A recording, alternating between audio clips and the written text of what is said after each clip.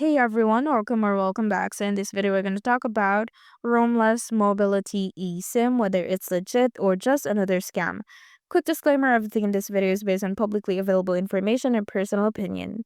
Roamless promotes itself as a flexible global eSIM option. You top off your wallet and use it anywhere without swapping SIMs or buying country-specific plans. It's especially appealing for travelers who hop between countries and don't want their data to expire.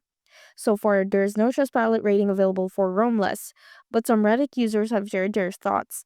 The general vibe is mixed but leans positive. People appreciate the convenience and how it works well in major cities. Some did point out occasional issues in remote areas and slower speeds on Android, but nothing deal breaking.